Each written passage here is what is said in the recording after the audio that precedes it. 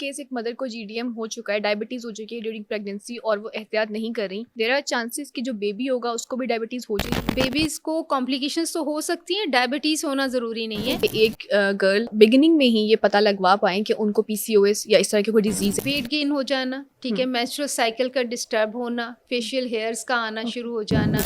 आप क्या समझती हैं कि खातून की बायोलॉजिकल एज क्या होती है? बायोलॉजिकल एज अगर आप देखें ना रिप्रोडक्शन के पॉइंट ऑफ व्यू से तो best age is between 20 to 35। किन किन चीज़ों का ख्याल रखना चाहिए ड्यूरिंग प्रेगनेंसी? देखिए प्रेगनेंसी में जो है ना आपकी एक तो मेंटल हेल्थ है और एक फिजिकल हेल्थ ओके, खवातीन को बॉडी के हवाले से भी बड़े कंसर्न्स होते हैं कि मैं मोटी हो जाऊंगी। ऑब्वियसली देखें औरत अपनी आधी खूबसूरती दे के बच्चे को जो है ना जन्म देती है। It's not easy for her to be a mother.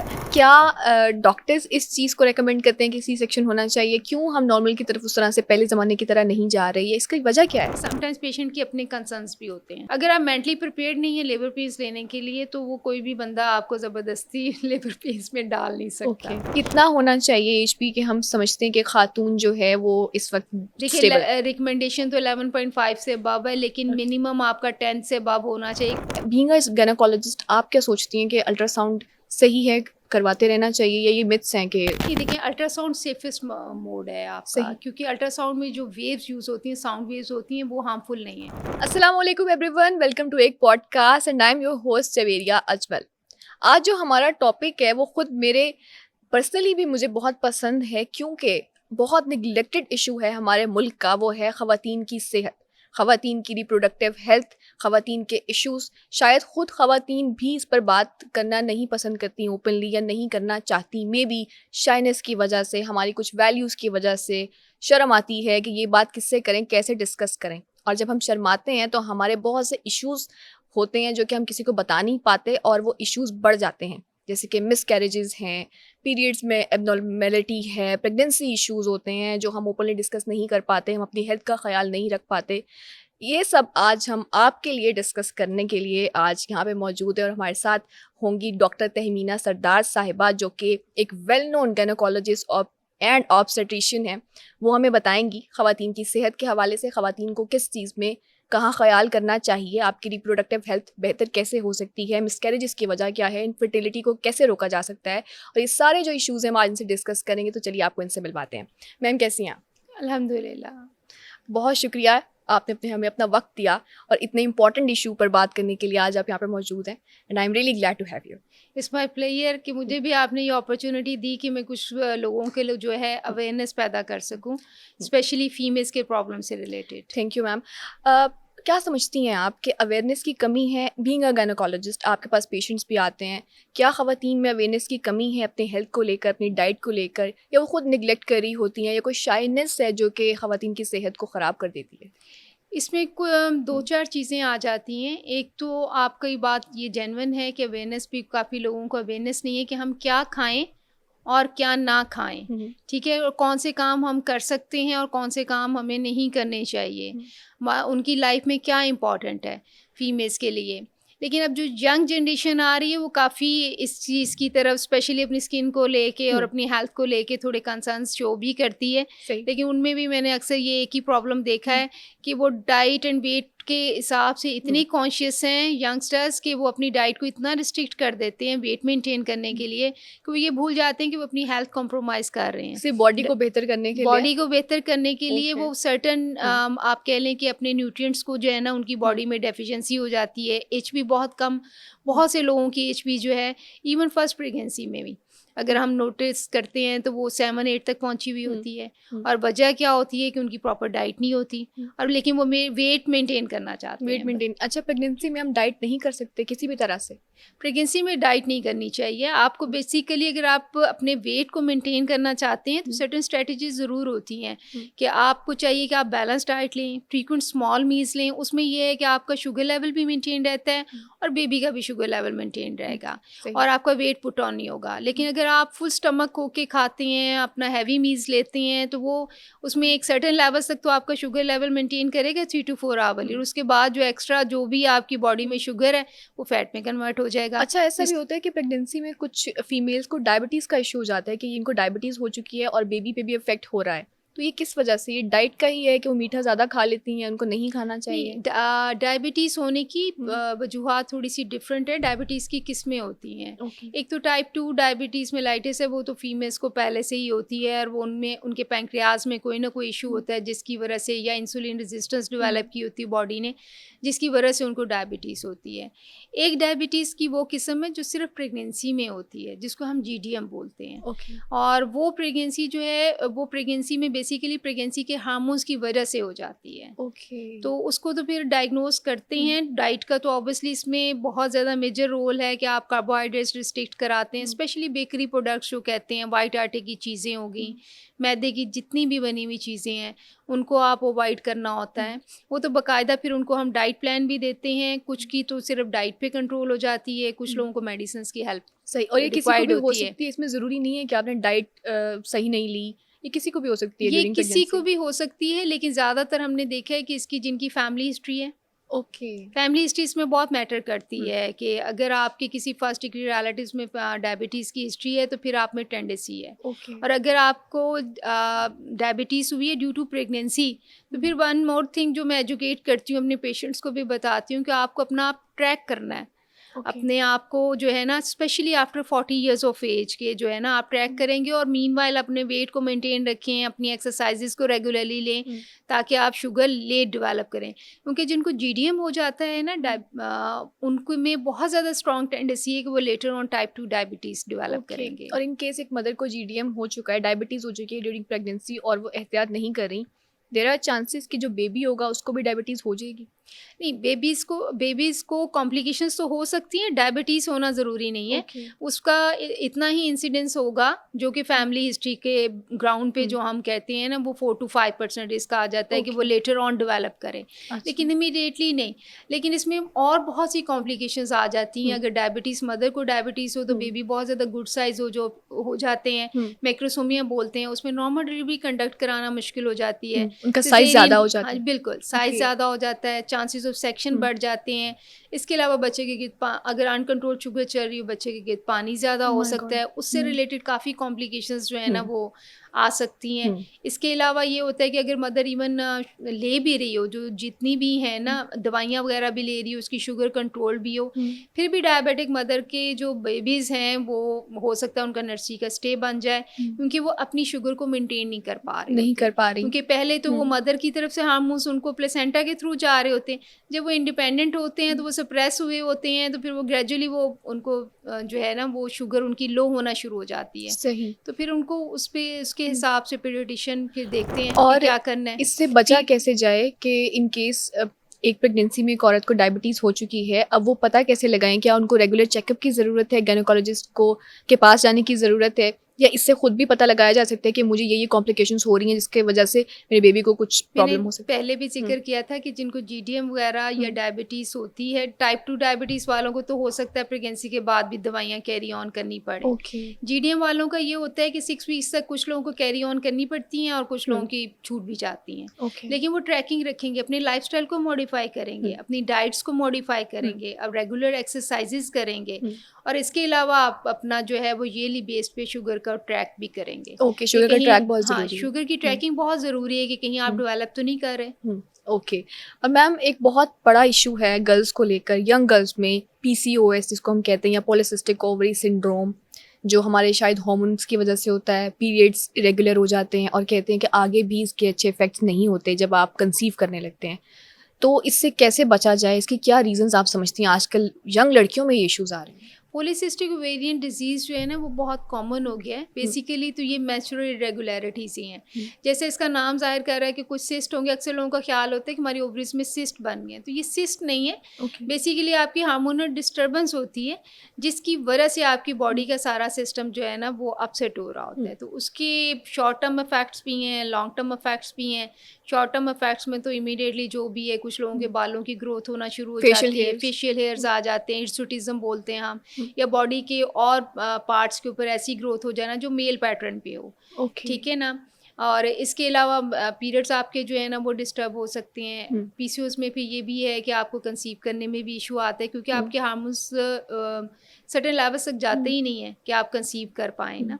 Okay. तो लॉन्ग टर्म इफेक्ट्स भी आते हैं कि अगर आपके पीरियड्स एटलीस्ट 3 मंथ्स में एक दफ़ा ज़रूर हो जाने चाहिए। अगर इससे ज़्यादा अरसा आपके पीरियड्स रुके रहते हैं तो वो आपको जो है ना, वो फिर आपके कैंसर्स, सर्टेन कैंसर्स जो है ना, ओके। उनका रिस्क को बढ़ा सकते ओवरियन हैं। कैंसर। इसमें ब्रेस्ट कैंसर का आ जाता है, यूट्राइन कैंसर, इनको जो है ना वो थोड़ा सा रिस्क बढ़ जाता ओके। है। इन केस एक खातून को पीसीओएस का कुछ डिजीज़ है तो उनको शादी से पहले इसको ठीक करवाना, अपने आप को बेहतर, अपने हार्मोन्स को अलाइन करवाना ज़रूरी है कि वो पीसीओएस से निकल आएँ, क्योंकि बाद में इश्यूज़ होते हैं। आप पीसीओएस को ऑब्वियसली करेक्ट किया जाना चाहिए क्योंकि इसके आपकी अपनी हेल्थ पे हैं, हेल्थ पे बहुत ज़्यादा इसके इफेक्ट्स आते हैं, आपकी बोन्स के ऊपर, बाकी बॉडी पार्ट्स पे। अगर आपका साइकिल रेगुलर नहीं है, आपको इसको करेक्ट तो करना ही करना तो इसका क्या पड़ेगा। तरीका है कि हम पीसीओएस को ठीक कर सकें?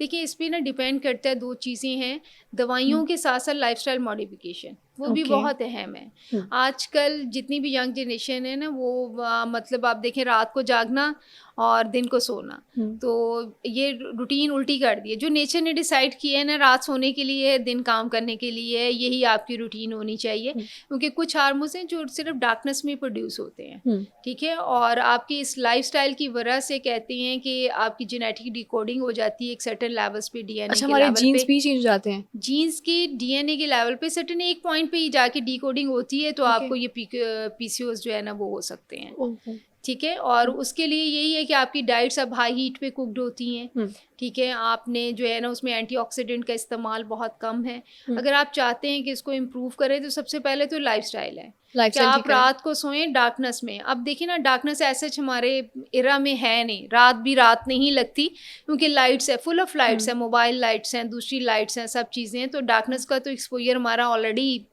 कम हो चुका है। तो लेकिन ये है कि रात को सोएं, दिन को काम करें। आप एंटीऑक्सीडेंट जैसे एप्पल साइडर विनेगर है, लेमन वगैरह, इनका इस्तेमाल करें। सर्टेन फूड्स हैं जो ग्रीन एंड बिटर टेस्ट की वेजीज होती हैं, वो एंटीऑक्सीडेंट का काम करती हैं। डिटॉक्स वाटर होते हैं, मतलब इन चीज़ों को आप इस्तेमाल करें ताकि रेगुलर बॉडी बेसिस पे, डिटॉक्सीफाई, रेगुलर बेसिस पे कुछ ना कुछ। ये नहीं कि सारे कुछ एक ही दिन में स्टार्ट कर देना है, मतलब 1 बाय 1 मुख्तलिफ डेज पे कुछ ना कुछ आप ज़रूर एंटीऑक्सीडेंट को इस्तेमाल करें। यानी कि मेडिसिन के अलावा हमें अपना अगर लाइफस्टाइल बेहतर कर लें तो हम इस तरह की जो डिजीजेस है उससे बच सकते हैं। बिल्कुल। आजकल वैसे भी जो मैंने अक्सर देखा है कि ख़वातीन में फ़ैट बहुत ज़्यादा है, बिल्कुल यंग गर्ल्स होती हैं, और वो अगर उनको मेंस्ट्रुएशन फॉर एग्जांपल हुई है या उसमें कुछ प्रॉब्लम्स हैं तो वो एकदम उनका बॉडी फैट गेन होना शुरू हो जाता है। तो ये भी पीसीओएस की ही निशानी है। हम पीसीओएस को ट्रैक कैसे कर सकते हैं? वैसे देखिए, वेट का ओवर होना और मेंस्ट्रुअल साइकिल का डिस्टर्ब होना, दोनों इंटरलिंक तो हैं, ठीक है ना। आपका वेट बढ़ेगा, पीरियड्स आपके डिस्टर्ब होंगे, पीरियड्स डिस्टर्ब होंगे, वेट और बढ़ जाएगा, वेट और बढ़ा है, पीरियड्स और डिस्टर्ब हो गए, तो आपका ये जो सर्कल चल रहा होता है, you have to break it, right.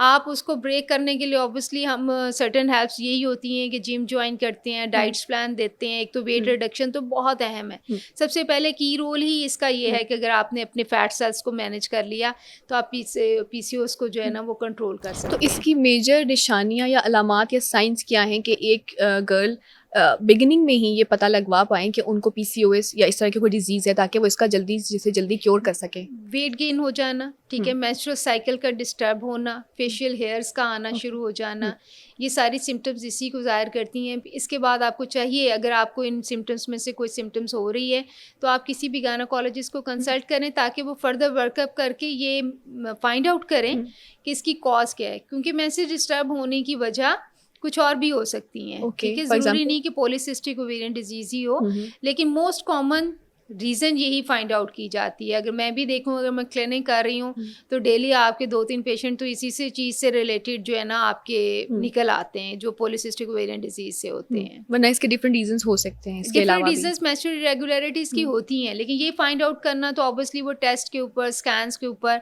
Gynaecologist फिर वर्कअप करेगा आपकी हिस्ट्री के ऊपर, तो वो आपको टेस्ट एडवाइस करेगा और फिर उसके अकॉर्डिंगली कोई प्रॉपर डाइट प्लान भी फिर आप उनको रिकमेंड करते हैं कि आपने ये डाइट लेनी है, फास्ट फूड से अवॉइड करना है? वैसे फास्ट फूड का कितना रोल है ख़वातीन की सेहत के हवाले से, उसको ख़राब करने के हवाले से? ओवरऑल अगर एक जनरल पर्सन, ख़वातीन है या मेल है, whoever is, it's not healthy, ठीक है ना। बेसिकली तो देखिए, इसमें फाइबर कंटेंट कम हो जाता है, फाइबर कंटेंट आपकी डाइट में होना बहुत ज़्यादा ज़रूरी है, प्लस कार्बोहाइड्रेट्स ये रिचेस्ट है कि ये आपकी शुगर लेवल बढ़ा सकता है, एक तो ये पॉइंट है। कॉन्स्टिपेशन की इश्यूज बहुत होती हैं जो आपके फास्ट फूड ज़्यादा इस्तेमाल करते हैं, तो फास्ट फूड ओवरऑल ही हेल्दी नहीं है। हाँ, इस ठीक है, फास्ट इसके फूड अलावा लिंक ये टू आपके पीसीओएस और menstrual disturbance, fast food linked है हमारे ऑब्वियसली बॉडी देखिए के फास्ट हार्मोन से? फूड अगर आपकी डाइट में शामिल है तो ओबेसिटी है, ओके, ओबेसिटी है तो फिर मेंस्ट्रुअल इरेगुलरिटी है, तो ये सारा कुछ एक तरह से इंटरलिंक्ड है, तो इंटरलिंक्ड फास्ट फूड को जितना हो इंटरलिंक्ड सके है, अवॉइड करें। अवॉइड करना चाहिए। पीरियड्स को लेकर, मेंस्ट्रुएशन को लेकर मिथ्स डिफरेंट होती हैं आजकल। मे बी ये मिथ्स हैं या मे बी ट्रू हैं कि जैसे ही एक गर्ल इस फेज से गुजरती है तो माँ ही कहना शुरू हो जाती हैं कि आपने ठंडी चीज़ नहीं खानी, आपने बहुत ज़्यादा एक्सरसाइज नहीं करनी, आपने स्विम नहीं करना, आपने बाथ नहीं लेना। तो आपको क्या लगता है कि किस हद तक सही है ये? अच्छा, इस पे वन बाय वन डिस्कस कर श्योर, लेते हैं। श्योर। ठीक है। सबसे पहले तो ये है कि ठंडी चीज़ें लेनी चाहिए या नहीं लेनी चाहिए। ठंडी चीज़ों में यूजुअली वो कहते हैं आइसी फूड्स जो Yes. है, आइसक्रीम्स हो गई या कोल्ड वाटर Even हो cold गया, water, हाँ। कोल्ड वाटर हो गया। बात ये है कि उसका लेने का डायरेक्ट इफेक्ट नहीं होता, लेकिन सर्टेन टाइम्स जैसे हॉट वाटर लें तो वो वैसे बॉडी के मेटाबॉलिज्म्स को अच्छा कर देता है। इनडायरेक्ट इफेक्ट आ सकता है, जैसे आपको ब्लॉटिंग हो सकती है कोल्ड वाटर के साथ, और ब्लॉटिंग आपके थोड़े पेन को इन्हांस कर सकती है, लेकिन फ्लो को इफेक्ट नहीं करती। मेंस्ट्रुअल फ्लो को आपके ये इफेक्ट नहीं करेगी। एनी हाउ आपके क्रैम्पिंग जो इफेक्ट्स होते हैं, पेन्स, उनको थोड़ा बहुत इनडायरेक्ट वे में इफेक्ट कर सकती है। यानी तो कि आपके वो हार्मोन पे इसका कोई भी लिंक नहीं हार्मोन्स है? के ऊपर डायरेक्ट इसका कोई इफेक्ट नहीं ओके, है। ठंडी चीज़ें कोई खाना हार्मोन्स चाहे? पे कोई डायरेक्ट इफेक्ट नहीं है। अगर कोई खाना चाहता है तो वो खा सकता है। हार्मोन्स के ऊपर कोई इफेक्ट नहीं है, फ्लो के ऊपर कोई इफेक्ट नहीं है, लेकिन ये हो सकता है इनडायरेक्ट, जैसे स्टमक से रिलेटेड आप कह लें कि ब्लॉटिंग हो गई है, गैसेस बन रही हैं, तो वो गैस्ट्रिक इरिटेबिलिटी की वजह से क्रैम्पिंग थोड़ी बढ़ क्रैम्प गई है। ज़्यादा बढ़ जाते हैं। क्रैम्पिंग बढ़ गई है तो आप पेन को थोड़ा सा फील कर सकते हैं कि ज़्यादा फील करे। वो भी पर्सन टू पर्सन वेरी करता है। इसके ये अलावा डिपेंड भी बात, करता है कि आपको किसको सूट करता है। जहाँ तक लेके रह गया कि बात, अक्सर लोग कहते हैं कि जी बात लेना ही नहीं लेना है, नहीं। तो मैं तो ये एक मिथ ही है, बड़ा रॉन्ग मिथ है। बात लेना चाहिए, क्योंकि बात लेने के सर्टेन जो है ना वो बेनिफिट्स भी हैं। ओके, ठीक है, स्पेशली अगर आप हॉट वाटर बाथ लेते हैं तो उससे ये है कि आपकी ब्लड सर्कुलेशन इम्प्रूव हो जाती है। ब्लड सर्कुलेशन इम्प्रूव होने की वजह से आपका फ्लो की जो वो कहते हैं ना, फ्री फ्लो हो जाता है। Okay. Free flow doesn't mean कि हैवी ब्लीडिंग शुरू हो जाएगी। वो वैसे जो ब्लीडिंग का जितना क्वांटिटी है वो आपके हार्मोन से रिलेटेड है, ठीक है, लेकिन फ्री फ्लो होने से आपका पेन एंड क्रैम्पिंग कम हो जाती है। ओके, ठीक तो है, आप वार्म शॉवर ले सकते हैं? ले सकते हैं इजीली, चाहे आपका फर्स्ट डे है या? बिल्कुल बिल्कुल ओके। आप ले सकते हैं। दूसरा ये कि ये आपकी हाइजीन को इम्प्रूव करेगा। हाइजीन इम्प्रूव होगी तो इस टेन्योर में अक्सर लोगों को जो है ना वेजिनल इन्फेक्शन काफ़ी हो जाता है। यस। ठीक है, तो अगर आपकी हाइजीन इम्प्रूव होगी तो ऑब्वियसली आप इससे भी बच जाएंगे, और फिर अगेन मैं यही कहूँगी कि आपका डिस्मेनोरिया वो कम हो जाएगा। ओके, हाइजीन से रिलेटेड बहुत से आजकल मिसकंसेप्शंस भी हैं और इश्यूज भी हैं। फॉर इंस्टेंस ये कहा जाता है कि जो हम रैंडमली मार्केट में अवेलेबल पैड्स होते हैं वो यूज़ करते हैं, जिसकी वजह से आपकी हेल्थ डिस्टर्ब हो रही है। ये भी कहते हैं कि ख़वातीन में कैंसर्स हो रहे हैं इन पैड्स की वजह से। तो क्या इसका कोई ऑल्टरनेट है कि हम पुराने ज़माने की चीज़ों पर जाएं, या फिर कोई नए ज़माने की चीज़ें अडॉप्ट करें, जैसे कि बहुत सी नई चीज़ें आ गई हैं, या फिर आपको लगता है कि ये पैड्स उस कदर अफेक्ट नहीं करे बॉडी को? देखिए, पैड्स इस कदर तो अफेक्ट नहीं करते कॉटन, और उसको बस बात ये होती है कि कुछ लोग डायरेक्ट कॉटन यूज़ करना चाहते हैं, वो अवॉइड की जानी चाहिए। It should be wrapped in some piece of cloth, specially मैं कह देती कॉस पीस वगैरह में, या जो भी कोई ब्रांड आप यूज़ करते हैं अच्छी क्वालिटी का हो तो वो इफेक्ट नहीं करता कि कैंसर करे। हाँ, थोड़ा सा रिस्क ऑफ इन्फेक्शन बढ़ता है ये टेम्पन्स यूज़ करने से। जो मॉडिफाइड टेम्पन्स हैं अक्सर बच्चियाँ वो यूज़ करती हैं, तो उससे जो है ना मैंने देखा वेजिनल इन्फेक्शन जो है ना वो उसका जो है इंसिडेंस बढ़ जाता है। तो बेहतर ये है कि दूसरे वाले पैड्स ज़्यादा बेटर हैं। तो टेम्पन्स बेटर रहते हैं। ये जो वेजिनल कप्स हैं या फिर टेम्पन्स हैं, इनके साथ जो है ना वो डिस्कम्फर्ट, थोड़े से कुछ लोगों को तो मैंने रैशेस के साथ भी नोटिस किया है कि रैश भी डेवलप किए हैं और वजाइनल इन्फेक्शंस भी तो डेवलप क्या वो किए हैं। टेम्पल्स पूरी तरह से सैनिटाइज नहीं होते या फिर वैसे ही इन्फेक्शन कॉज कर देते हैं? Maybe basically that is used internally. Okay, ठीक है ना, तो वो आप एक देख लें, फॉरेन बॉडी का रोल तो करते ही है ना। Whenever there is a foreign body तो रिस्क ऑफ इन्फेक्शन तो बढ़ता तो है। You don't recommend tampons, right? I generally don't recommend. Okay okay. So biological age, कहा जाता है कि ख़वातीन की एक बायोलॉजिकल एज है। अक्सर घरों में भी डिस्कशन हो रही होती है कि 25 तक शादी कर लें, 25 से लेट नहीं करना। अगर 30 की खातून हो गई है तो लोग शायद रिश्ते वाले भी नहीं आते, तो कहते हैं कि नहीं ये इसकी उम्र ज़्यादा है, मे बी वो रिप्रोड्यूस उस तरह से ना कर पाए। आप क्या समझती हैं कि खातून की बायोलॉजिकल एज क्या होती है एज अ गायनेकोलॉजिस्ट? देखिए बायोलॉजिकल एज अगर आप देखें ना रिप्रोडक्शन के पॉइंट ऑफ व्यू से तो best age is between 20 to 35। Okay. ठीक है, जिसमें आपका कंसेप्शन रेट जो है वो ज़्यादा है। एविडेंस बेस्ड देखा जाए तो आफ्टर 35 फीमेल्स में रिप्रोडक्शन के चांसेस थोड़े रिड्यूस होते हैं, 40 के बाद और रिड्यूस होते हैं और 45 के बाद तो आप हो ये कह लें जाता 1 to 2% रह जाते हैं, जो कि बहुत ही वेरिएबल से हैं कि मतलब बहुत रिड्यूस हो चुका होता है। तो बेस्ट एज तो फिर यही है। तो what's the best age of marriage? If you want to have an kids, अगर शादी का मकसद साथ किड्स भी रखना है Okay. तो फिर तो बेस्ट एज यही है कि आप इसके दरमियान 20 to 35 के दरमियान जो है You ना should get married. You should get married. उसके बाद कॉम्प्लिकेशन शुरू हो जाती हैं। कंसीव करने के पॉइंट ऑफ व्यू से you may have problems. Okay. Infertility एक इशू आजकल प्रिवेल कर रहा है। आप कितने केसेस इस तरह के देखती हैं और आपको क्या लगता है कि इसका सबसे बड़ा इशू आज सबसे बड़ा इसका रीज़न क्या है? इनफर्टिलिटी अब बहुत कॉमन होती जा रही है। पहले तो आपने यही बताया ना मेंस्ट्रुअल इरेगुलरिटीज़, फीमेल में तो मोस्ट कॉमन जो अफेक्ट आता है ना, जिनके मेंस्ट्रुअल इरेगुलरिटीज़ हैं, इस मीन्स कि उनकी ओवुलेशन डिस्टर्ब हो रही है। अब ओवुलेशन डिस्टर्ब होगी तो you need help to conceive. ठीक है, फीमेल में मोस्ट कॉमन जो है ना वो ओवुलेशन का है।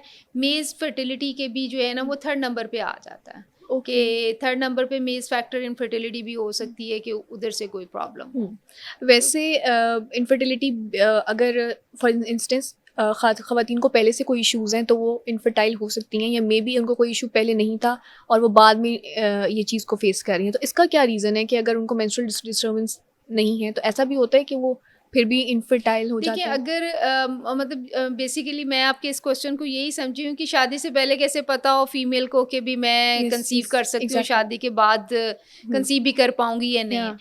तो बेसिकली बेटी जिसके साइकिल रेगुलरली आ रहे हैं ना तो इट मीन्स कि उसका reproductive tract is normal. Okay. Generally हम यही कंसीडर करते हैं जिसका साइकिल नॉर्मल है। अगर आपकी साइकिल में डिस्टर्बेंस है तो आप गायनेकोलॉजिस्ट को कंसल्ट करें कि वो फर्दर वर्कअप हो उसके अकॉर्डिंगली।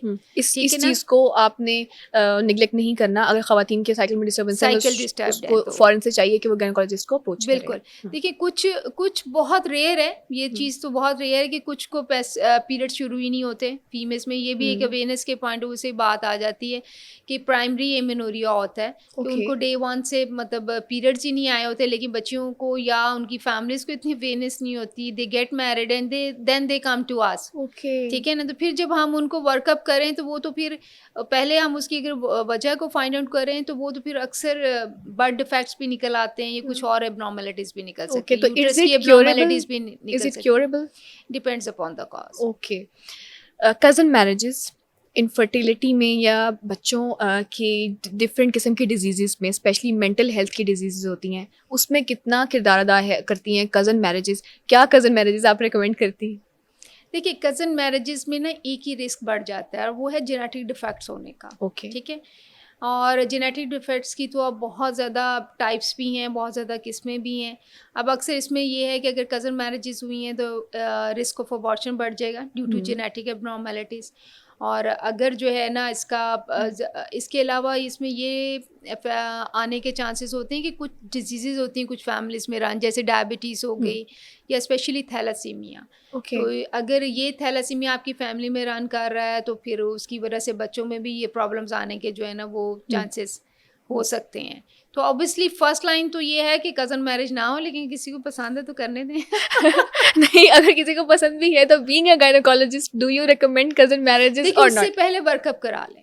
Okay, workup. देखिए प्री कंसेप्शन काउंसलिंग हो जाना, मतलब प्री कंसेप्शन तो नहीं कहूँगी इसको, सॉरी, प्री मैरिटल एक दफ़ा जो है ना उसका वर्कअप हो जाना। आपको लगता है कि पाकिस्तान में हमारी सोसाइटी में प्री मैरिटल जो भी वर्कअप है हो सकता है? थोड़ा सा कल्चरल वैल्यूज हैं, लेकिन मैं आपको बताऊंगी ऑनेस्टली मुझे बड़ी खुशी हुई कि पिछले दिनों मेरे पास एक कपल आ रहा है। मतलब सॉर्ट ऑफ उनका मेरे ख्याल में पसंद की शादी होगी, देवर कोलीग्स, लेकिन मुझे बड़ा अच्छा लगा कि husband was a thalassemia carrier और उसने अपनी बेगम का शादी से पहले टेस्ट करवाया हुआ था।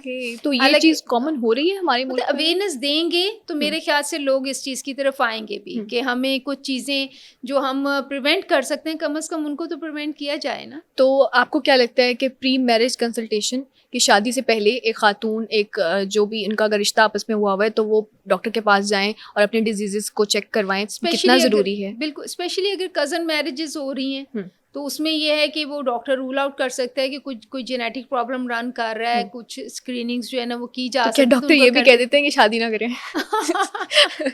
डॉक्टर ये एडवाइस कभी नहीं देंगे। तो these are personal, these are personal. Okay, तो उसको ठीक करने की कोशिश करते हैं। ठीक करने की, देखिए जेनेटिक डिफेक्ट्स को एक्चुअली कोई भी नहीं है, कोई मेडिसिन नहीं है, कोई इसका तरीका नहीं है कि आप जेनेटिक डिफेक्ट्स को जो है ना वो ख़त्म कर सकें किसी के अंदर। अगर चांसेस ज़्यादा होंगे तो ज़्यादा से ज़्यादा यही है कि फिर आपको बताया जा सकता है इंसिडेंस बेस के ये रिस्क हैं, तो आप अपने रिस्क के हिसाब से आप खुद डिसाइड करें कि आपने क्या करना है। तो आप यस या नो नहीं करते, आप उनको सिर्फ रिस्क बताते ये हैं? तो नहीं हम क्या कि उनकी अपनी मर्जी है, किसी का दिल ना टूट जाए कहीं। बिल्कुल। देखिए लेकिन आप उनको रिस्क एक्सप्लेन कर सकते हैं, एक्सप्लेन कर सकते हैं, रिस्क एक्सप्लेन कर सकते हैं कि इतना रिस्क है तो आप देख सकते तो हैं। उसके अंदर ब्लड ग्रुप चेक भी होता है कि और डिफरेंट किस तरह के टेस्ट होते हैं प्री मैरिज कंसल्टेशन में जो करवानी चाहिए सबको? देखिए जो अभी कॉमनली और जो आप देखिए कॉस्ट इफेक्टिवनेस के पॉइंट ऑफ व्यू से, अच्छा। कॉस्ट इफेक्टिवनेस के पॉइंट ऑफ व्यू से आप थैलेसीमिया की स्क्रीनिंग कर सकते हैं, ठीक है ना, ब्लड ग्रुप की स्क्रीनिंग कर सकते हैं जो इजीली है, थायराइड एंड डायबिटीज़ वगैरह की स्क्रीनिंग कर सकते हैं, ठीक है ना। इन चीज़ों को तो आप रूल आउट कर सकते हैं, लेकिन जो बाकी प्रॉपर जेनेटिक स्क्रीनिंग है ना वो अभी पाकिस्तान में ना तो उस तरह फ्रीली अवेलेबल है, ठीक है, और अभी जो हम करवा भी रहे हैं ना वो हमें बाहर बेचवाने पड़ते हैं टेस्ट, तो that is too expensive. Even के किसी में आप हों तो मेरा नहीं ख्याल कि मैंने अगर किसी पेशेंट को काउंसिल भी करें तो वो एग्री नहीं होते ड्यू टू कॉस्ट। कॉस्ट ज़्यादा है, obviously you have to pay in pounds. Exactly, pounds and dollars, it's not easy, जितना डॉलर का रेट बढ़ेगा उतना आपको कॉस्ट आएगी, it's not easy for them to pay for it, और वो मेजॉरिटी ये नहीं कर पाती, मेजॉरिटी इसको परसू ही नहीं कर पाती, तो इसलिए फिर वो हमारी रिकमेंडेशंस में भी उस तरह नहीं है, उस तरह से नहीं आ पाते, उस तरह से आ भी नहीं पाते, मुश्किल हो जाती है, मुश्किल हो जाता है। क्या आप रेकमेंड करेंगी ख़वातीन को, क्योंकि डिफरेंट आपके पास पेशेंट्स डिफरेंट बैकग्राउंड्स के होते हैं, मेजर जनरल क्या रिकमेंडेशंस होती हैं कि क्या किन किन चीज़ों का ख्याल रखना चाहिए ड्यूरिंग प्रेगनेंसी? क्या आपको डाइट नहीं करनी, या शायद आपको एक्सरसाइज किस तरह की करनी चाहिए, आपको कैसी डाइट लेनी है कि आपका जो एक वो जो टेन्योर है वो एक बेहतर तरीके से गुजरे? देखिए प्रेगनेंसी में जो है ना आपकी हेल्थ को मैं दो हिस्सों में डिवाइड कर दूंगी, एक तो मेंटल हेल्थ है और एक फिजिकल हेल्थ है, ठीक है ना। इसमें फिजिकल हेल्थ पे तो अक्सर लोगों का फोकस होता है, मेंटल हेल्थ पे किसी का फोकस नहीं होता, ऑनेस्टली स्पीकिंग, ठीक है ना। तो मेरा ये कंसर्न, मैंने ऑब्वियसली ये फोरम मिला है तो मैं मेंटल हेल्थ को भी बहुत ज़्यादा फोकस करना चाहूँगी। फिजिकल हेल्थ के पॉइंट ऑफ व्यू से ये कि डाइट तो कभी भी रिकमेंडेड नहीं होती, आप बैलेंस डाइट लें। बैलेंस डाइट में रफली यही होता है कि आपका जो है ना वो 40 to 60% कार्ब्स हैं, 20 to 40% जो है ना आपके प्रोटीन्स हैं, एंड 20% तक आपकी जो है ना फैट्स हों, ठीक है।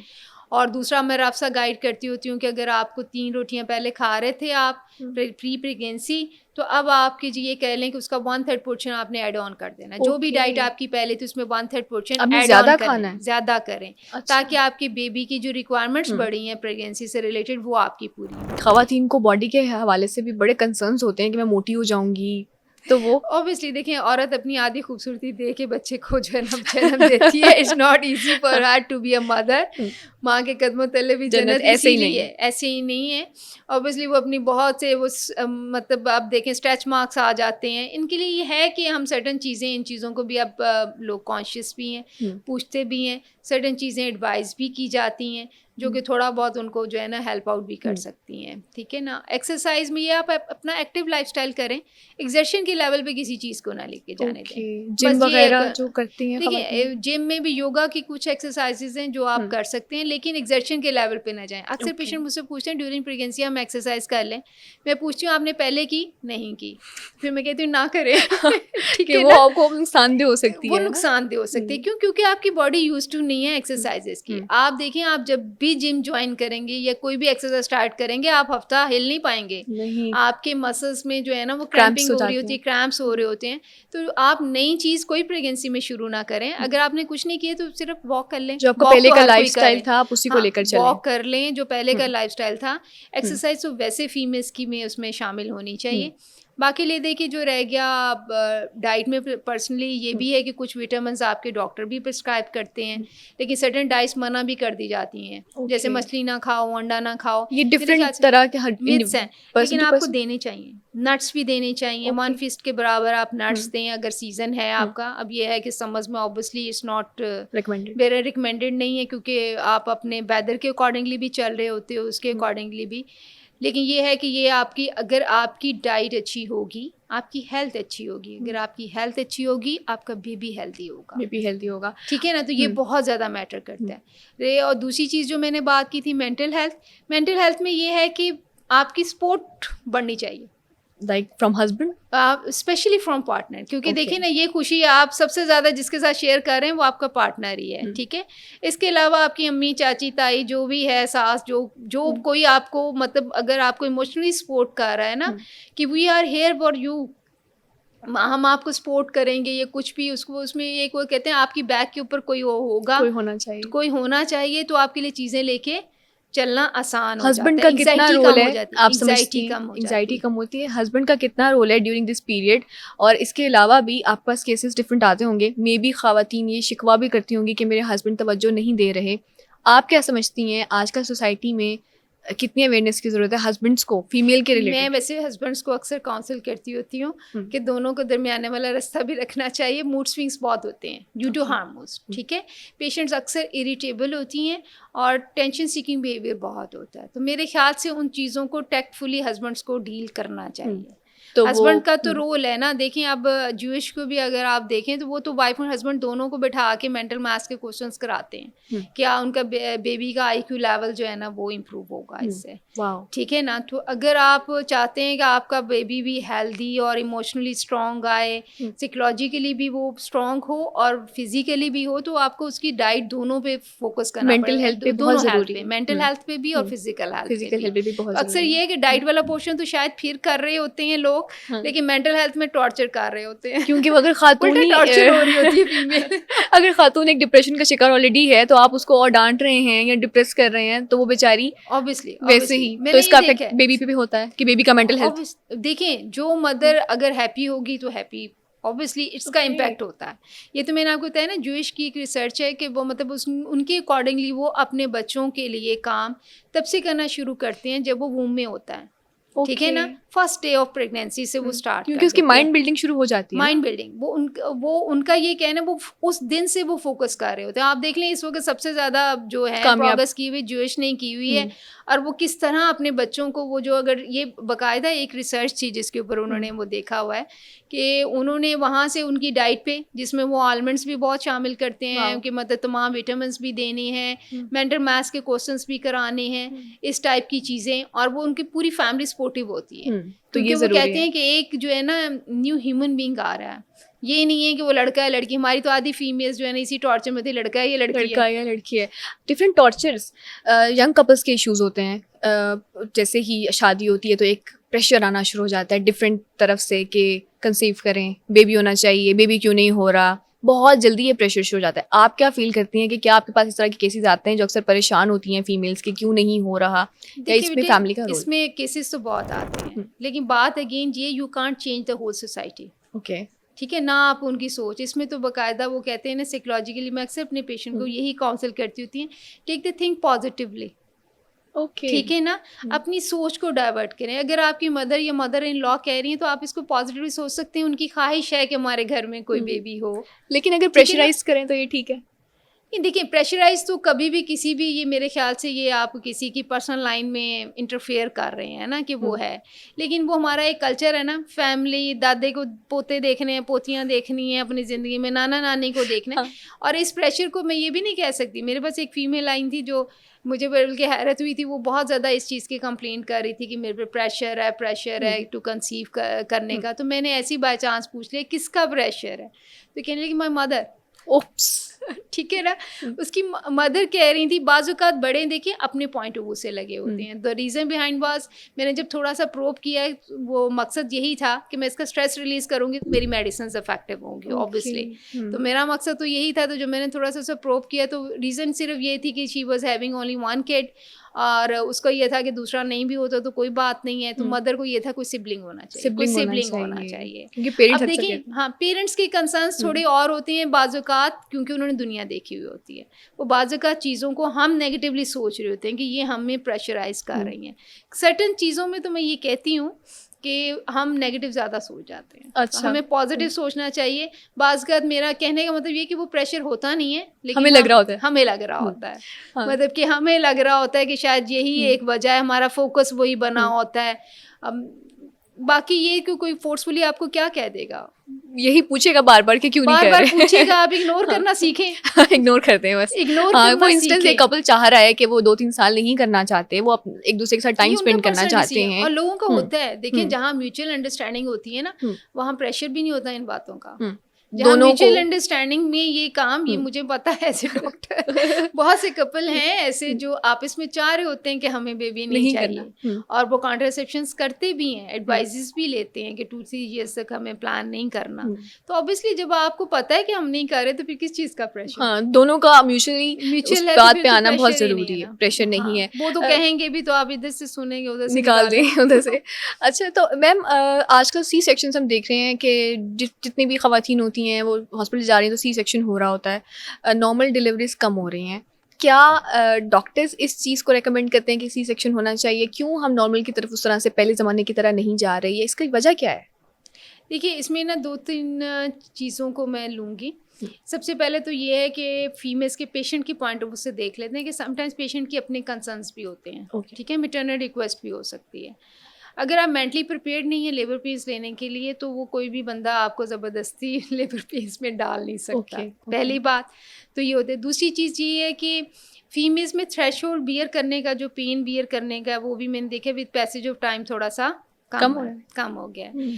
तीसरी चीज़ जो है कि एडवांस टेक्नोलॉजी की वजह से बहुत सी चीज़ें अर्ली पिक हो जाती हैं हमें। फॉर इंस्टेंस देखिए, अगर आप हार्ट बीट को पिक कर रहे हैं तो हार्ट बीट अगर ड्रॉप करेगी तो आपने CTG मशीन्स हैं, आप पिक कर लेते। पहले ज़माने में पिक ही नहीं होती थी, इंटरयूटेराइन डेथ्स भी हो जाती थी, स्टिल बस भी हो जाती थी, तो कोई इतना नहीं नोटिस नहीं लिया जाता। अब जब आप अल्ट्रासाउंड मशीन से स्कैनिंग कर रहे होते हैं, आप पहले ही बेबी की हार्ट बीट और बेबी की जो कंडीशन है आपको पता लग जाती है, उसके हिसाब से अल्ट्रासाउंड की मदद से, उसके मदद से भी आप फिर बहुत सी चीज़ों पे जो है ना वो नॉर्मल का ट्रायल पे नहीं जाते। अगर बच्चे की ग्रोथ रिस्ट्रिक्ट हो रही है, पानी कम, मल्टीपल रीजंस हो सकती हैं जो सॉलिड रीजंस होती है मेडिकल ग्राउंड्स पे, कि आप उसकी तरफ जो है ना उनको सेक्शन की तरफ जो है ना वो ले लिया जाए। और ख़वातीन जो खुद भी कह देती हैं कि हमें नहीं, मैटरनल रिक्वेस्ट भी हो सकती है, ये भी एक रीज़न होती है। और दूसरी चीज़ तो ये है कि आपकी जो है ना मॉडर्न एडवांस टेक्नोलॉजी की वजह से आप बहुत से प्रॉब्लम्स को एडवांस में पिक कर लेते हैं कि ये प्रॉब्लम हमें हो सकता है, तो इसमें रिस्क कितना है, वो फिर आपका डॉक्टर काउंसिल करता है या उसके अकॉर्डिंगली आपका जो है ना वो सिजेरियन। अब देखिए, पुराने ज़माने में ना अर्ली मैरिजेस हो रही थी, मैं अक्सर ये बात कहती हूँ। एक तो अर्ली मैरिजेस हो रही थी, लड़कियों की डाइट्स बहुत अच्छी थी। अच्छी से मुराद मेरा ये है कि इस वाले एरा की जनरेशन को एक और प्रॉब्लम है ना कि ऑर्गेनिक डाइट्स नहीं है, तो हमें जो डाइट्स मिल भी रही हैं वो शायद प्योर फॉर्म में नहीं मिल रही। हमारी पसंद ही फास्ट फूड है। फास्ट फूड एक तो ये है कि पसंद वो है, लेकिन जो हमें जो खाना भी चाह रहे होंगे शायद उनको सब्जियां वैसी नहीं मिल रही, ऑर्गेनिक कुछ भी नहीं, आपको ऑर्गेनिक नहीं मिल रहा, मतलब आपको वीट भी ऑर्गेनिक नहीं मिल रहा, हाँ खालिस चीज़ नहीं मिल रही, दूध भी आपको ऑर्गेनिक नहीं मिल रहा, अब वो आपको मुर्गी भी ऑर्गेनिक नहीं मिल रही। आप देखें जो मुर्गी 6 माह में बड़ी होनी है वो आपको 21 दिन में बड़ा करके खिला रही है, तो देखो उन चीज़ों का आपकी हेल्थ के ऊपर एक नेगेटिव इफेक्ट तो आएगा। ऑब्वियसली वो पावर के हिसाब से क्या है ना, जो बियर करने का थ्रेशोल्ड फीमेल्स में वो उस वजह से भी करना पड़ता है, कम हो सकता है मेरे हिसाब से। ये दूसरी ये कि पहले अर्ली मैरिजेस होती थी ना, तो एक खातून कोई 7-8 प्रेगनेंसीज करती थी तो 4-5 बच गए तो वो फैमिली लगती थी। अब देखिए थोड़ा सा ये है कि कैरियर ओरिएंटेड हो गई है फीमेल एजुकेटेड हो गई है, उसकी वजह से और उसकी वजह से लेट मैरिजेस का भी है थोड़ा सा कि मैरिजेस ऑब्वियसली वो कैरियर में थोड़ा एस्टैब्लिश होती है तो फिर वो शादी की तरफ आती है। एक तो ये कि उसके बाद रिप्रोडक्टिव एज का टेन्योर कम रह जाता है, दूसरा फैमिली साइज वो शॉर्ट रखना चाहते हैं। फिर देखें जो भी प्रेगनेंसी है, मेरे हिसाब से तो एवरी प्रेगनेंसी इज़ प्रीशियस, ठीक है। लेकिन अगर आपके पास अगर फॉर एग्जांपल 28 ईयर्स में शादी हुई है और 35 तक आई एम हैविंग 7 ईयर्स और उसमें मैं टू ईयर्स का भी गैप करूँ तो मैं 3 ही बच्चे करा सकती हूँ ना, ज़्यादा से ज़्यादा, ठीक है। तो मेरे लिए तो हर लिहाज से हर प्रेगनेंसी को सेव करना बहुत ज़रूरी प्रीशियस है और उसको सेव करना बहुत तो ज़रूरी है। डू यू थिंक कि आजकल की जो नई एडवांसमेंट आई हैं या सी सेक्शन इस तरीके से खातून को और जो बेबी की जो हेल्थ है उसको प्रोटेक्ट किया जा सकता है और जो डेथ रेट था वो कम हुआ है पहले से? मैटरनल मोर्टेलिटी अगर पेरिफेरी में देखो ना तो स्टिल हाई है, स्टिल हाई है, क्योंकि अभी भी हम टेक्नोलॉजी के हिसाब से बाकी बहुत से कंट्री से बहुत पीछे हैं, ठीक है। लेकिन एनी हाउ जो भी रिसोर्सेज अवेलेबल है मेरे ख्याल से हमारी डॉक्टर कम्युनिटी उसमें बेस्ट अपना जो है ना आउटपुट दे रही है, आउटपुट देने की कोशिश कर रही है। लेकिन मैटरनल मोर्टेलिटी पेरिफेरीज में अभी स्टिल इसका सबसे बड़ा रीज़न क्या है मैटरनल मोर्टेलिटी का कि खातून की डेथ हो जाती है ड्यूरिंग चाइल्ड बर्थ? इसमें सबसे ज़्यादा जो है ना PPH, पोस्टमार्टम हैमरेज, डिलीवरी के बाद ब्लड का अनकंट्रोल्ड हो जाना, ब्लड लॉस बहुत ज़्यादा हो जाना, तो उसमें फिर यही डिपेंड कर जाता है। अक्सर सेटअप्स जिन पे डिलीवरीज हो रही हैं वहाँ पे जो है ना फैसिलिटीज़ ही नहीं होती, बैकअप में ब्लड बैंक नहीं होता, ठीक है ना। आपका एनेस्थेटिस्ट वहाँ पे एनेस्थीसिया टीम वैसी अच्छी नहीं होगी, थिएटर्स वैसे इक्विप नहीं होंगे कि उन चीज़ों को जो है ना आप इसके लिए क्या रेकमेंड करती हैं कि PPH या जो आफ्टर बर्थ ब्लड जो फ्लो हो जाता है, ब्लड की वजह से डेथ हो जाती है इस ब्लीडिंग की वजह से, तो आप इसके लिए इस पहले ही क्या रिकमेंड करती हैं कि बिगिनिंग में? सबसे पहले बिगिनिंग में जो मेरा फोकस तो होता है अपने हर पेशेंट में HP को बिल्डअप रखूं कि मेरे पेशेंट में रिजर्व हो कि वो ब्लड लॉस को टॉलरेट कर सकता है। यानी HP बहुत मतलब बेसिक चीज़ है, एनीमिया को करेक्ट करना। आपका अगर है एनीमिया का है तो उसको टाइमली करेक्ट किया जाए। कितना होना चाहिए HP कि हम समझते हैं कि खातून जो है वो इस वक्त? देखिए रिकमेंडेशन तो 11.5 से अबव है, लेकिन मिनिमम आपका 10 से अबव होना चाहिए, क्योंकि सर्टेन चीज़ें होती हैं जैसे थैलेसीमिया वगैरह उनकी 10 से अबव नहीं होती, तो 10 तक तो मिनिमम होना चाहिए। लेकिन 11.5 से अबव हो तो फिर आप जो ये कहते हैं ना आपकी बॉडी किसी भी चैलेंज को थोड़ा बियर करेगी, टॉलरेट करेगी। दूसरी चीज़ जो होती है कि मेरे ख्याल से हम लोग डॉक्टर्स जो ये करते हैं, हम स्क्रूटनाइज करते हैं पेशेंट्स को, पहले से आइडेंटिफाई करते हैं कि इस पेशेंट में रिस्क ज़्यादा है ब्लड लॉस होने का, तो उनमें फिर ब्लड का अरेंजमेंट, उनको काउंसलिंग करना कि आपको किस सेटअप में डिलीवरी होनी चाहिए आपकी, फिर उसके अकॉर्डिंग। लेकिन हर जगह पे मैटरनल मोर्टेलिटीज़ को जो है ना वो कम कर सकते हैं। हर जगह पे फैसिलिटीज़ नहीं इन्वॉल्व होती, तो ख़वातीन को खुद अपना जो हीमोग्लोबिन होता है या जो आयरन का इंटेक है या जो अपना जो आपका जो भी हीमोग्लोबिन की एक परसेंटेज है उसको मेंटेन करना खातून के लिए बहुत ज़रूरी है कि वो रखें। बहुत ज़रूरी है। फीमेल्स देखिए ना, फीमेल्स में तो ब्लड लॉस मंथली बेसिस पे हो रहा है, ठीक है ना, तो उनको तो अपनी HP वैसे ही बिल्डअप रखनी चाहिए, जिसको आप आमतौर पे एक हेल्दी खातून मेंटेन कर लेती है अगर वो हेल्दी डाइट्स ले रही है, जिसमें आपका रेड मीट का इंटेक बहुत ज़रूरी है, जो कि बहुत ही कम हो गया है।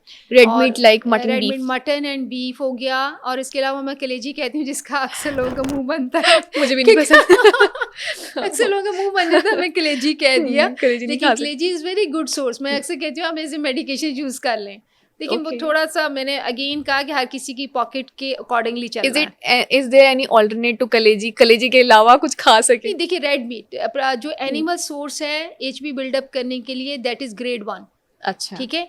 और प्लांट सोर्स में ग्रीन लीफी वेजिटेबल्स, पालक, साग, मेथी, ये सब चीज़ें आ जाती हैं। आपका जो है एप्पल आ जाता है, चुकंदर आ जाता है, डेट्स आ जाती हैं, ये सब आपका बिल्डअप तो करेंगे, लेकिन that is a poor source. अच्छा, ठीक है, उसको एनिमल सोर्स नीडेड है। अच्छा, आपको मीट खाना ज़रूरी है, मीट खाना, और वो भी मटन बीफ खाना। अब वो कीमे की फॉर्म में किसी वाइट मीट आपका HP बिल्डअप नहीं करता, वो प्रोटीन की रिक्वायरमेंट को पूरा करेगा। एग्स में सर्टेन अदर होते हैं, लेकिन आयरन की कंटेंट्स उस लेवल पे नहीं होते। ओके, उसमें ज्यादातर जो है ना वो विटामिन्स की क्वांटिटी है। ओके, तो हमें रेड मीट जरूर खाना चाहिए, रेड मीट जरूर खाना चाहिए। और अगर मतलब नहीं तो कलेजी सबसे रिचेस्ट सोर्स है जरूर, आयरन का रिचेस्ट सोर्स है आयरन का, तो अगर आप वो ले लेते हैं कलेजी, वो भी मुर्गी की नहीं ओके ठीक है, वो भी उसी से गाय या बकरे की कलेजी आप यूज करेंगे, किसी का टेस्ट है तो it's very good. Very good जरूर होना चाहिए। और इसके लिए इंसान को खुद भी बड़ी एफर्ट चाहिए, क्योंकि अगर मैं खाने की बात करूँ तो मैं खुद भी नहीं खा सकती तो आपको एफर्ट चाहिए इसके लिए, मुझे खुद को भी चाहिए टेस्ट डेवलप करने की, टेस्ट डेवलप करने की जरूरत बेसिकली है। अब जो यंग जनरेशन है ना, उनका टेस्ट नहीं है इस चीज में, नहीं है, लेकिन वो थोड़ा सा ये देखिए, ये भी होता है, स्मेल आती है, स्मेल नहीं स्मेल भी है तो, लेकिन ये दूसरी में ये भी हो जाता है ना, कॉस्ट इफेक्टिवनेस के पॉइंट ऑफ व्यू से महंगी चीजें, मतलब कॉस्ट इफेक्टिव हो जाती है ना, कलेजी लेना और एचबी भी बिल्डअप हो जाए, कॉस्ट इफेक्टिव बजाय इसके कि आप कोई महंगे जूसेस पिए हैं या कुछ। हाँ, तो उस हिसाब से मेरे ख्याल से वो बेहतर है, कलेजी बेहतर है, कलेजी जरूर खानी चाहिए। अच्छा मैम, आजकल ना डिलीवरी के हवाले से डिफरेंट किस्म की नई टेक्नोलॉजीज की हम बात कर रहे थे। पेनलेस डिलीवरी आजकल बड़ी कॉमन हो गई है कि आप नॉर्मल भी हो रहे हैं लेकिन आपको पेन नहीं होगा, इसके क्या कोई साइड इफेक्ट्स हैं या करवा लेनी चाहिए? देखिए, पेनलेस डिलीवरी मैं तो रिकमेंड करती हूँ। मैंने अगेन इसमें एक तो बात ये है, जो सबसे ज़्यादा मुझे बेनिफिट लगता है ना, वो आपका जो पेनफुल ट्रॉमा होता है ना पेशेंट के लिए, जो साइकोलॉजिकल ट्रॉमा उसका हो जाता है, वो नहीं होता। ठीक है, उसके लिए पेन बियर करना आसान हो जाती है। स्पेशली जो फर्स्ट प्रेगनेंसी होती है ना, उसमें आपका टेन्योर जो है वो लग सकता है, टाइम पीरियड जो है वो आपका 12 आवर्स से 24 आवर्स तक हो सकता है। ठीक है ना, पेन बियर करने का, कितनी देर में आपको पेन होगा? आपको इतनी देर 12 घंटे से 24 घंटे लग जाएंगे आपको डिलीवर होने में, पूरा दिन।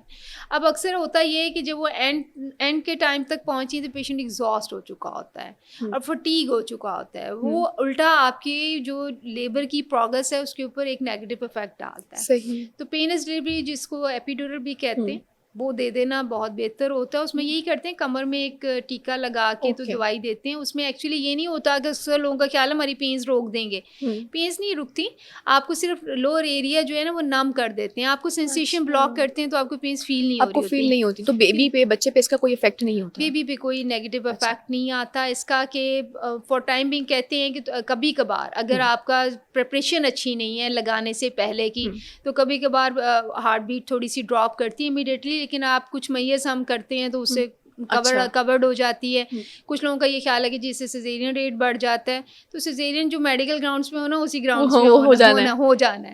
वो ठीक है, वो इसके साथ भी हो जाएगा और इसके बगैर भी हो जाएगा। एपिड्यूरल के एज कोई साइड इफेक्ट्स नहीं, लेकिन इसका ये है कि 80% आपका पेन रिलीफ कर देगा, 10% तक आपको प्रेशर की फीलिंग्स तो रहती हैं, लेकिन अगर आपका पेन फ्री हो जाए तो फिर मेरे ख्याल से ये जो है ना, मतलब आपका आउटकम इतना अच्छा है ना लेबर के बाद का, कि you are going to be a mother and you are having a baby, एक आपकी फैमिली में एक न्यू एंट्री हो रही है, वो जो एक प्लेजेंट एक्सपीरियंस होना चाहिए ना, वो ट्रॉमेटिक नहीं होता, कि वो प्लेजेंट ही रहता है। तो यू रिकमेंड पेनलेस के करवा लेना चाहिए? मैं रिकमेंड करती हूँ, लेकिन होता ऑब्वियसली ऑप्शनल है, पेशेंट की अपनी मर्जी है, कांट फोर्स एनीवन ना।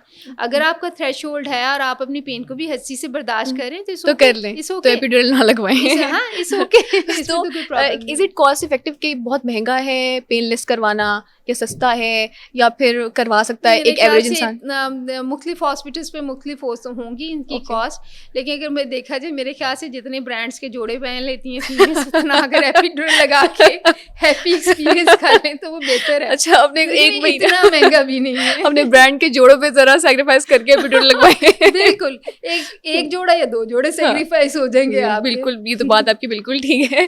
आफ्टर प्रेगनेंसी, पोस्टपार्टम डिप्रेशन, मैं एक रिसेंटली एक एक्ट्रेस का इंटरव्यू देख रही थी, उन्होंने कहा मुझे इतना पोस्टपार्टम डिप्रेशन था बेबी बर्थ के बाद कि मेरा दिल करता था कि मैं अपने बच्चे की जान ले लूं, मैं इसको मार दूं। क्या ऐसा होता है?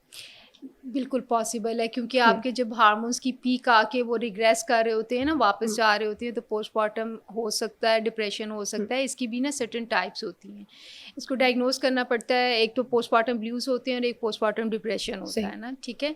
पोस्टपार्टम डिप्रेशन में तो ऑब्वियसली यू नीड मेडिकेशन। जैसे आपने इन एक्टर्स की बात की है ना, तो ये तो ऑब्वियसली इवन कुछ लोगों को सुइसाइडल अटेम्प्ट्स होती हैं, कुछ लोग फीट से रिलक्टेंसी शो करती हैं, वो ओन ही नहीं करती कि हमारा बच्चा है। अच्छा, मैंने अगेन कहा ना कि बाज़ का प्रेगनेंसी इतना ट्रॉमेटिक रहा होता है थ्रू आउट का प्रोसीजर। मैंने इसीलिए मेंटल हेल्थ पे शुरू वक्त से बात की थी। ज़हनी तनाव इतना होता है, ज़हनी तनाव पेशेंट का इतना होता है। मैंने अब अपने कैरियर में एक पेशेंट देखी, उसका डिनायल था कि ये मेरा बच्चा ही नहीं है, वो नहीं मान रही थी। उसने वो एडमिट ही नहीं कर रही थी कि ये मेरा बच्चा है। और द रीज़न बिहाइंड वाज, जो मेरे हिसाब से मुझे समझ आती है, उसकी थर्ड बेटी थी। अब इसे उसके माइंड में इतना डाला गया उन्हें बेटी बेटी बेटी कि वो थर्ड बेटी को ही ओन नहीं कर रही। ओन नहीं कर रही थी कि ये मेरी बेटी है, क्योंकि उसको पता है मैं अगर इसको ओन कर लूंगी तो ये सारे मुझे जैसे देखेंगे या जैसे इसका ट्रीट क्या करेंगे। कसूर है इसके अंदर, मतलब ये तो एजुकेशन की बात है। अब मेरे ख्याल से पढ़े लिखे लोग और बहुत से लोगों में अवेयरनेस भी है, वो इस चीज़ के ऊपर नहीं आते कि बेटी या बेटा,